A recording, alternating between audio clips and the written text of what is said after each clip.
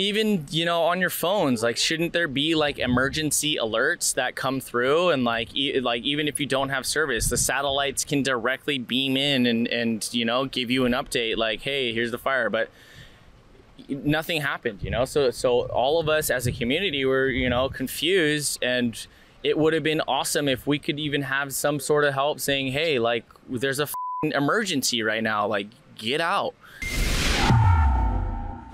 So here, Alexa Lavoie for Ribbon News, currently in Maui, in the town of Lahaina, where the wildfire have completely devastated this town.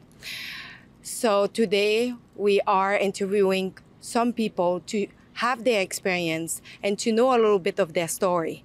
But this one particularly, you want to hear from them, because that proved that all the community came together to help each other. For some people who were not aware, on the 8th of August, a small bushfire started in Lahaina. Afterwards, that fire with the wind came insanely uncontrollable, and it's why now we just see devastation and ashes all around. We don't know yet what is the main cause of this fire, but we will keep investigating on it. So before I go any further, please consider to go to thetruthAboutMaui.com to offset our travel expense if you think that Ribbon News needed to be here to report on the story. So today we are talking with Capano. Capano is one of the residents of the islands. He is born here, and when everything started, he took his hand on the ground and he bring a lot of people to try to start this community supply station. So he will explain to us not only his experience when everything started, but also how this community works, came together and create this beautiful atmosphere. And you can see behind me, there is another supply station. We can find a little bit of different supply station around the neighborhoods. So people can come here, take what they need, if it's food or other supply. And if they need network, because still after 9 days after the wildfire, there is no network that seems to work pretty well. So some individual have bring some network for the community to be able to communicate with their loved one or people who got missing during the fire. So it's interesting to see like what is really happening on the ground. And if you want to support the community that are truly in need, you can find online a local charity. More clothes is from the community, more the money goes to them. So now let's hear what Capano have to say to us about his experience. Personal experience was just a lot of chaos at first, a lot of fear, a lot of just sadness, confusion, and pretty much panic. A lot of people lost things so rapidly fast that they almost had just pretty much a shirt and shorts and not even slippers, you know, and that was pretty much all they had. So it was chaos is what it was. Yeah. So that was my experience at first. And as time progressed, it was, you know, just trying to give a helping hand wherever it was needed. And it started very slowly. I had a very small role in helping out, and I was just kind of unloading boxes. We're trying to organize it, and the first day was pretty crazy. Of course, just like anything, just things getting dropped off. There was anywhere between canned goods getting smashed with vegetables, and there was no tents, no tarps, nothing here really. So things just got thrown at us, and we kind of popped the tents up first just to get some shade. We were donated a couple of tables that helped out with the tables. Then we started getting canned goods, and so on and so forth. And we had a huge community of people just kind of helping out, putting hands on where it was needed, and without batting an eye, putting 14 hours in a day just to help out, set up, to give it even a smile was huge for a lot of these people. Just a hug and a smile and open ears, and that was the experience at first. Yeah. So right now, can you tell us the situation, because we saw that but network, it's not working. It's why you have a rechargeable station and you have free Wi-Fi.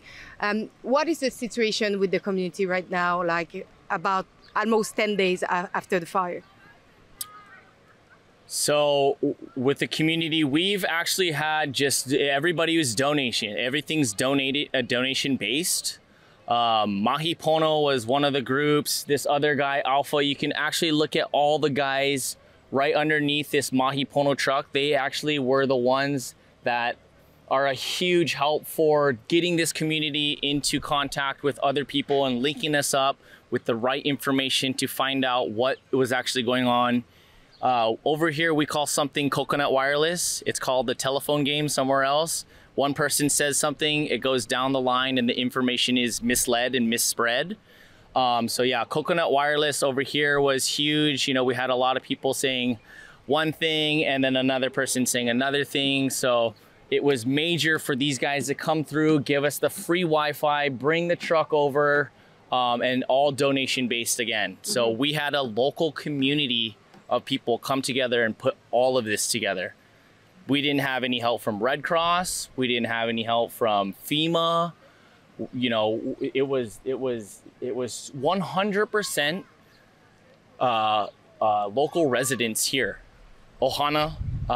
We had family members from every community come and help out. So now we're all trying to hui together to come together as a community and to make a harmony between everything that's going on over here. So I mean, if you guys take a look around and you walk around, you'll see how even it is and how fluid things are getting. Day by day, we're getting better and better. We did have we had almost a hiccup today. It was supposed to be a huge storm and some rain coming in, but 10 different microclimates in Hawaii will change in a heartbeat. So, I mean, yeah. So yeah, Mahi Pono were the guys that kind of linked us up. We had medical assistance from another local community that came through. Yeah, what do you think that caused the fire? Because we heard like so many different story, but what do you think? I think it was the telephone wires that blew down, because these are live wires. They have electricity running through them. They're a lot of them are at a 45-degree angle, which is probably past code for safety on Maui County or the state. But I think it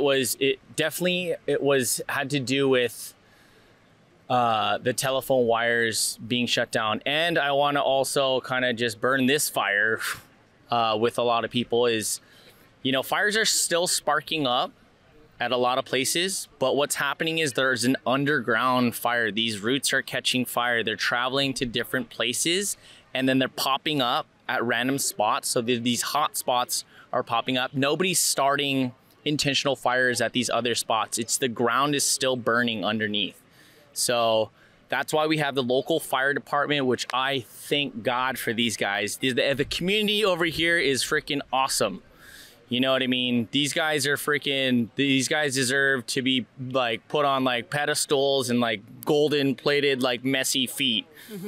So in that sense, it's like, I believe that it was the telephone wires that kind of blew down and started the fires. And we had such high winds. We had, 60-mile-an-hour winds, but when it funnels through the mountains behind us, it'll funnel through these West Maui mountains and kind of blow it a little faster and harder. So they're claiming 60. It could have been a little higher.